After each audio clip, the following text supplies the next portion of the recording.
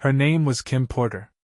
A mother who cradled her children through fevered nights and whispered dreams, a model whose elegance commanded attention in rooms where ambition burned brighter than the chandeliers, a woman who danced on the knife edge of fame's allure and its shadowed cost. In 2018, she was found dead in her Los Angeles home, the official report claiming low pneumonia snuffed out her life at 47. The world paused, offered its fleeting tears, and turned away. But those who knew her ex, I'll be sure, her confidants, her former attorney, stood frozen, unable to accept the tidy narrative. Whispers lingered, soft as a breath at first, like ripples spreading across a still lake, speaking of secrets too heavy to bear, of violence cloaked in charisma, of a truth buried beneath layers of wealth, influence, and fear. Those whispers have grown, swelling into screams that reverberate through the gilded corridors of an industry built on silence. Kim Porter's story isn't over. It's unraveling, thread by fragile thread, and the names caught in its tangle, Sean, Diddy, Combs, Jay-Z, Beyoncé, are running out of shadows to hide in. November 15, 2018, marked the day Kim Porter slipped from this world. The coroner's report was swift, almost surgical in its precision: low pneumonia, a bacterial infection that flooded her lungs and stole her breath. It was a clean explanation, one that fit neatly into headlines and press releases. But those who stood closest to her couldn't reconcile the vibrant woman they knew with the cold finality of that report. Just weeks before, Kim had been alive, her laughter a quiet rebellion against the chaos that had shadowed her for decades. She was a woman who carried herself with grace, her smile a shield, her strength a silent defiance. In October 2018, she attended a Netflix event, a glittering night to celebrate her son Quincy's role in a new project. She stood there, arm linked with Quincy's, her presence a beacon in a sea of flashing cameras. But her eyes carried a weight no lens could capture, a flicker of exhaustion, of something unspoken. Diddy was there too, his presence looming like a storm cloud, his smile polished to a mirror's sheen. Friends noticed her pallor, the way her fingers tightened around her wine glass as if to anchor herself. She'd mentioned a sore throat, a fever, perhaps the flu, nothing serious, she assured them. But she was there because Diddy had insisted, some say demanded, that she played the role of the perfect family matriarch, a curated image for the world to consume. The cameras flashed, the crowd cheered, but those who knew her saw the strain, the way her shoulders sagged under an invisible burden. Some believe that night pushed her body beyond its limits, the mix of illness, alcohol, and exhaustion igniting a spark that consumed her. Others whisper it was no accident, that someone, or something, ensured she'd never walk away from that night. Gene Deal, Diddy's former bodyguard, carries memories that weigh like granite. For years, he stood in the shadows of Diddy's empire, a silent sentinel witnessing the man behind the myth. In a raw, unfiltered interview, he recounted a night that still haunts him, a fight between Kim and Diddy that spiraled into brutality. It was in the quiet of a private home, away from the world's eyes, where Kim found herself cornered. Her hands trembled but her resolve held firm as she grabbed a corkscrew from a kitchen counter, its spiral glinting in the dim light. She wasn't just defending herself, she was fighting for her life, for her dignity, for the right to exist beyond his control. The blade caught Diddy's wrist, slicing deep, blood pooling on the floor like spilled wine, a stark red against the pristine tiles. He was rushed to a hospital, his hand bandaged, the incident buried beneath a carefully spun narrative. Days later, at a public event, that same hand was wrapped, a detail the press glossed over with practiced indifference. But Deal saw more than blood. He saw Diddy's painkiller use spiral, a dependency that seemed to numb more than just the wound. It was a glimpse into a man who thrived on dominance, who wielded charm like a blade and silence like a shield, a man whose empire was built on keeping others in line. Deal's memories don't end there. He speaks of another incident, one that cuts deeper, its edges raw and unhealed.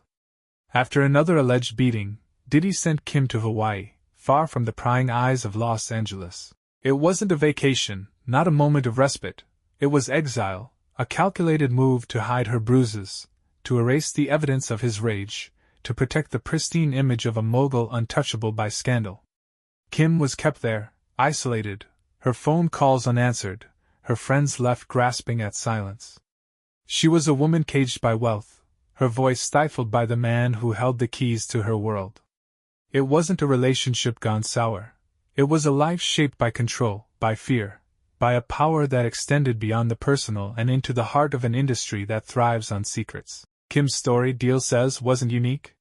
It was a pattern, a blueprint that would repeat itself in the lives of others who crossed Diddy's path, their voices muted, their stories rewritten. Cassie Ventura was one of those others. In 2025, she stepped into a courtroom, her voice steady but her hands trembling, and cracked open a door no one could close. At 19, she'd been a rising star, her talent a beacon that drew Diddy's attention. He promised fame, love, a future glittering with possibility. But her testimony painted a different picture, one of manipulation, of control, of a life shaped by a man who demanded absolute obedience. Her words were a blade, cutting through years of silence, exposing a world where power was a weapon and loyalty a transaction. But her testimony did more than reveal her own pain, it echoed Kim's. Cassie confirmed what many had suspected for years. Kim Porter wasn't just Diddy's partner, she was his prisoner, bound by his power, his threats, his carefully curated image. Their relationship had begun in Miami, a trip where Diddy, already entangled with Kim and their children, pursued Cassie without hesitation.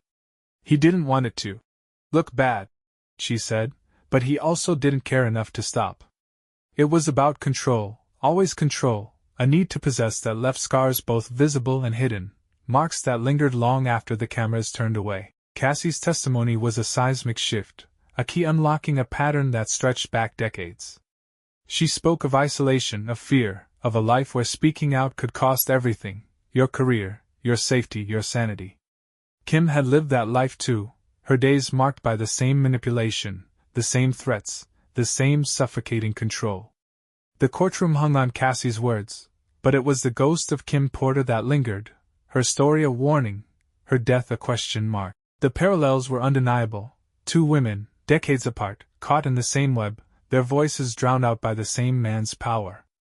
Cassie's courage lit a fuse, and the explosion was tearing through the industry, exposing a truth that had been buried for too long.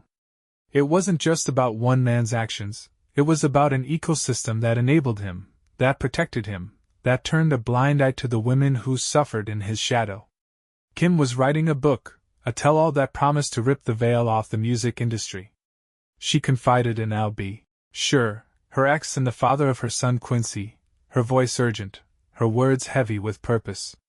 She was ready to expose the underbelly of an empire built on glamour and deceit, to name the names that moved in its shadows, to break free from the chains that had bound her for years.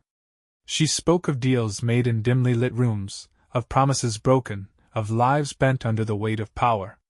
She warned Al to watch his back, her tone laced with a fear she couldn't fully articulate, as if she knew the act of speaking out was a rebellion that could cost her everything. 2 weeks later she was gone. Her friends don't call it coincidence. They point to that Netflix event, the fever that worsened, the alcohol that flowed too freely, the exhaustion that seemed to consume her. They point to Diddy's presence, his insistence that she be there, his grip on her life even after their relationship had ended. They point to the way her illness seemed to escalate so quickly, so fatally, as if orchestrated by an unseen hand. And they point to the coroner, Ed Winter, who signed her death certificate in 2018. Winter was no stranger to the deaths of the famous. Michael Jackson, Whitney Houston, Brittany Murphy had all passed through his hands, their cases marked by the same clinical finality. In 2023, he died suddenly at 72, his death ruled natural causes, a phrase that felt too familiar, too convenient. Whispers followed him, as they always do in cases like these. Sources claimed he'd been approached to revisit Kim's case, to provide context, to dig deeper into the circumstances of her death. Some said he'd been asked to clarify inconsistencies, to re-examine the timeline, to question the official narrative. Before he could, he was gone. Another thread cut, another voice silenced. The pattern was becoming impossible to ignore. Those who got too close to Kim's truth didn't last long. Her friends, her ex, her attorney, They all felt it, a creeping sense that someone, or something, was ensuring her story stayed buried, locked away in a vault of power and privilege. Weeks after Kim's death, Diddy threw a party. Not just any party. It was on her birthday, a star-studded affair that glittered with the trappings of wealth and influence. Jay-Z was there, his presence quiet but commanding, a king surveying his domain. Beyoncé stood nearby, her smile flawless but her eyes distant, as if seeing something beyond the room. Mary J.